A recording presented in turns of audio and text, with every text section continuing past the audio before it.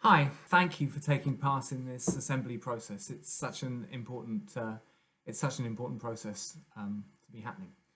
I'm going to talk just for 5 minutes about the carbon footprint of consumption. There's carbon in almost everything that we buy and do.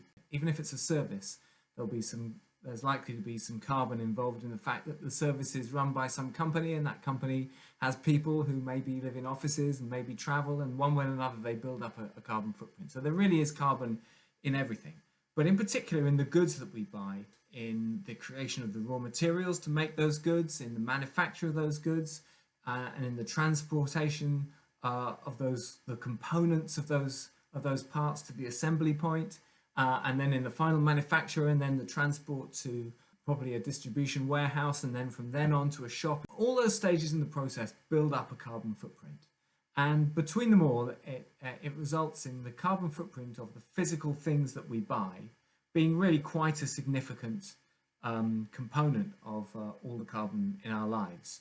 And if we buy something from overseas, then the carbon footprint from its manufacture will take place overseas. So if you look at the carbon footprint of a product, and clothing, to washing machines, to furniture, to the cars that we drive, you can divide it up into three chunks. First of all, there's the embodied carbon in the manufacture and creation of it and its transport up to the point of sale. I'd call that the embodied carbon in products.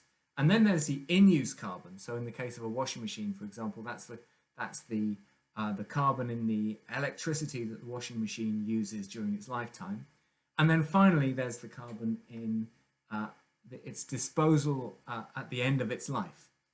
And for different kinds of products, different stages will dominate. So for example, in the case of a gas boiler, by far the biggest chunk of its carbon footprint will be the energy that it uses during its lifetime.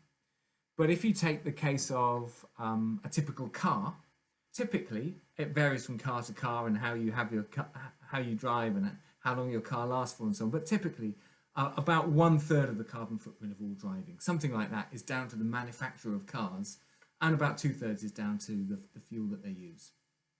And if you take IT equipment, laptop or smartphone or whatever, these days the vast majority of the carbon footprint is actually in the manufacture of those devices, and the energy that they use during their lifetimes is actually relatively trivial. So what can we do to bring down and manage the carbon footprint of the stuff that we buy? Well, first of all, it's to dematerialize a bit and have a bit less stuff if we can. Secondly, there is to make stuff last. So look after it, get it repaired rather than chucking it out if it needs repair. If we've finished with it but it's still useful to somebody, then make sure we have good second-hand markets. And thirdly, there's trying to make sure that it's been sustainably manufactured. So that's manufactured in a way that is built to last and manufactured in a way that minimizes the carbon footprint as much as is possible.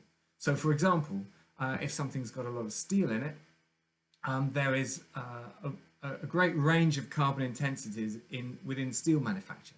So depending on the efficiency of the process, the amount of coking coal that's required per kilo of steel really varies. And these days we're just about at the point where we're able to start manufacturing steel without using any coking coal at all, which will really reduce its carbon footprint. So there's sustainable production, having things made with quality, having them built to last, then when we've got them, taking care of them, making them last as long as possible, not replacing things more often than is needed, so getting out of sort of fast fashion or the need to replace our phone every year, and getting things into second-hand markets, and then finally at the end of life, it's making sure that there's a good process by which a product can be recycled, or better still, repaired and adapted for somebody else to use, or somehow reworked into another product. And these are things we need to tune into and think about across everything that we buy, from our washing machines to our furniture to our clothing to our cars, just all the physical things that we buy. Okay, that's my very quick tour. Good luck with the process. Thank you.